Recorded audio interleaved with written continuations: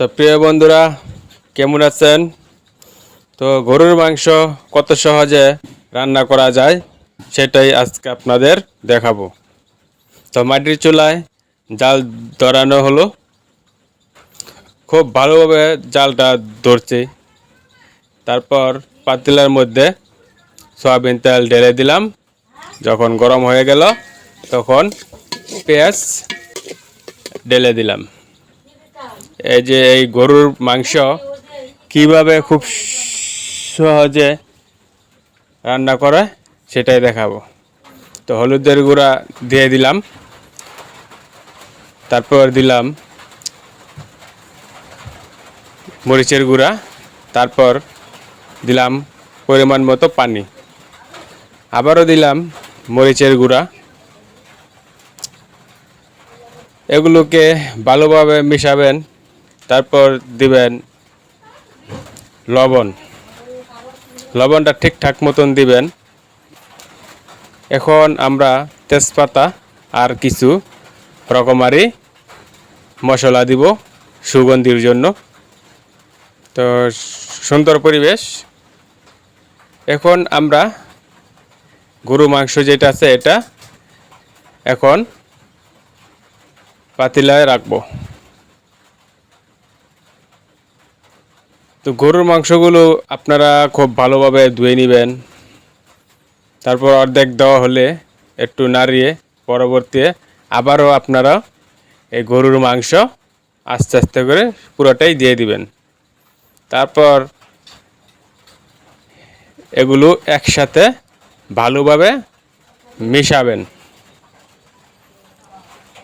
দেখুন মরিচ এবং হলুদের গুঁড়া কি সুন্দরভাবে মিশে গেছে।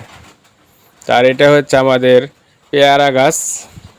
তো পেয়ারা গাছ অনেক পেয়ারা ধরছে, এখনও পুরা পেয়ারা বড় হয় নাই। তো তারপরে আপনারা এরকম ঢাকনা উঠিয়ে খুব ভালোভাবে নাড়বেন যাতে মাংস পাতলার সাথে লেগে না যায়, পোড়া না লেগে যায়। তারপর আপনারা চাইলে আবার ঢেকে দিবেন।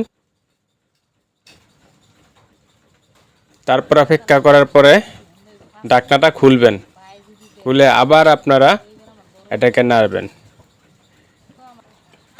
যাতে মাংসটা লেগে না যায়।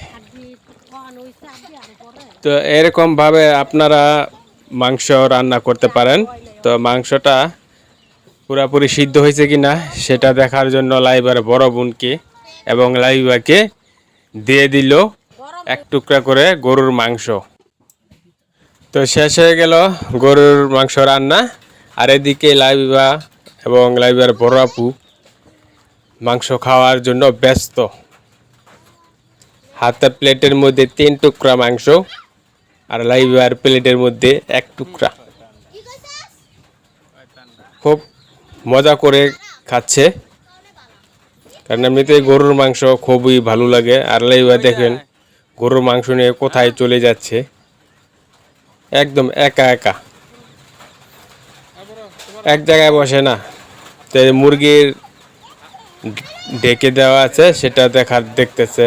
তো যাই হোক প্রিয় বন্ধুরা, তো অবশ্যই আমার চ্যানেলটা আপনারা সাবস্ক্রাইব করবেন এবং আমার সঙ্গেই থাকবেন। ওই যে লাইবার বরাপুর হাতে গোস্ত কীভাবে খাইতেছে আপনারা দেখতেছেন। তো এইভাবে এই যে লাইবার বরাপু। তো যাই হোক, আল্লাহ যেন আপনাদের ভালো রাখে।